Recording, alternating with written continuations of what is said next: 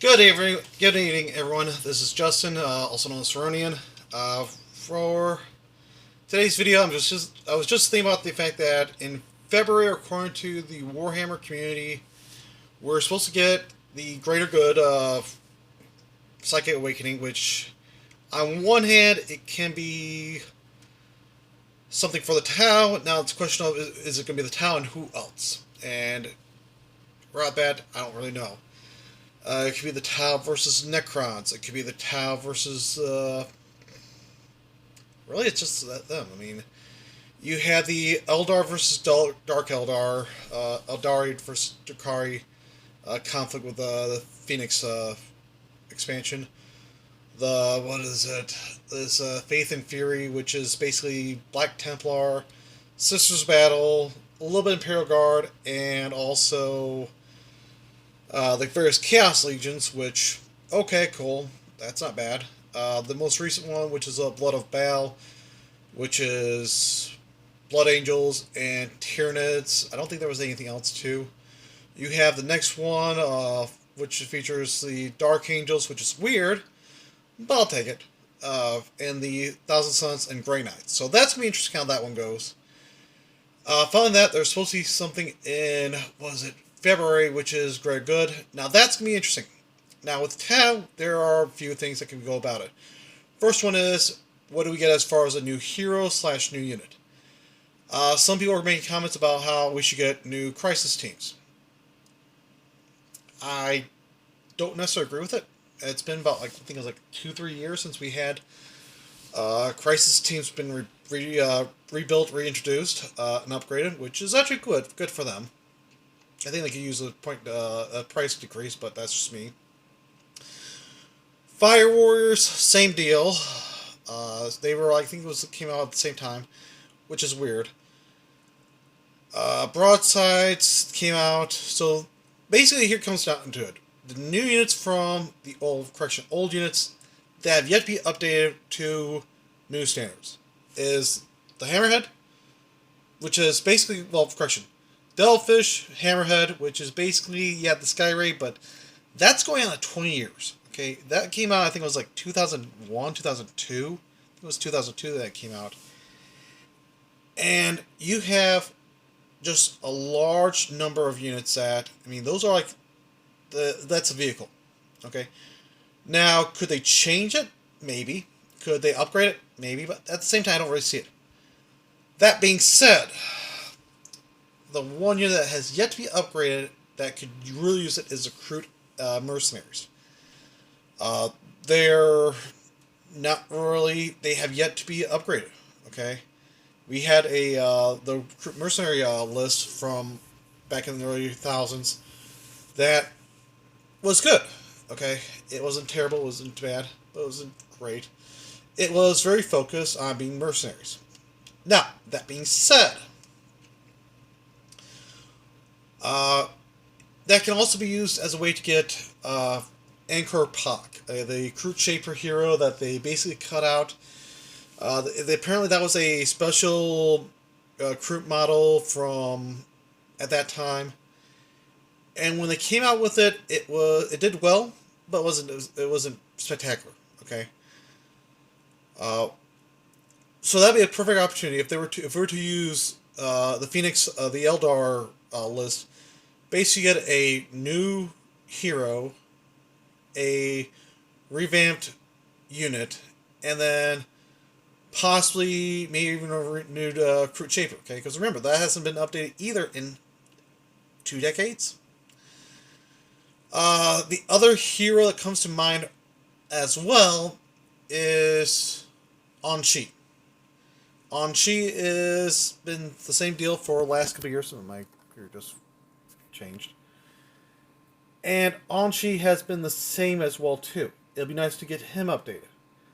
It'd be nice if they promote him to the high ethereal part, but that's doubtful. Who else? Vespens. Basically, it comes down to we don't need a new suit. We have enough suits as is that are good. If they were to go for a suit change, it would probably be the stealth suit.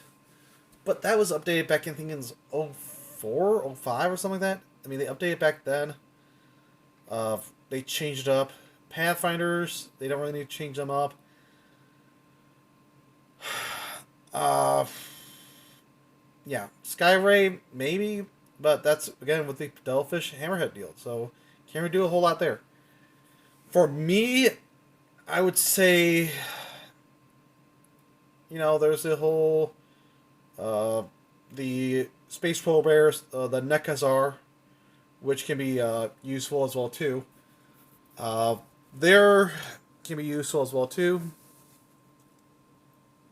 They can be upgraded. Vespids with the Vespid Queen, which is something that a lot of people like myself was excited about with the Amble, which... Sorry. The Amble is a nice creature that can be extremely useful. That being said, it's the variety. Okay, I'll probably do another video later on because this is going on for a little bit lengthy right now. But as is, yeah. Now, here's the other thing, too.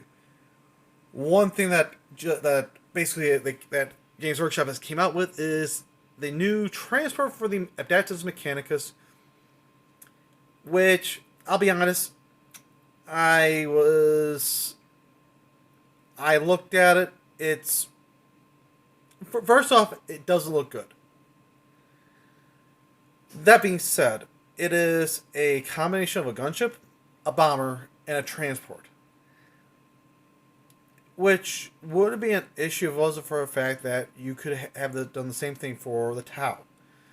The Sun Shark, Razor Shark build could easily be used to basically follow the, if you're a fan of World military vehicles, the O-10 Victor Bronco. Okay, the O-10 Bronco. For those of you who don't know what it is, it's basically it's a propeller plane that was basically designed for Vietnam use. It was designed to be, I hate to say it, cheap. It was also designed to be also used for basically minor supply missions.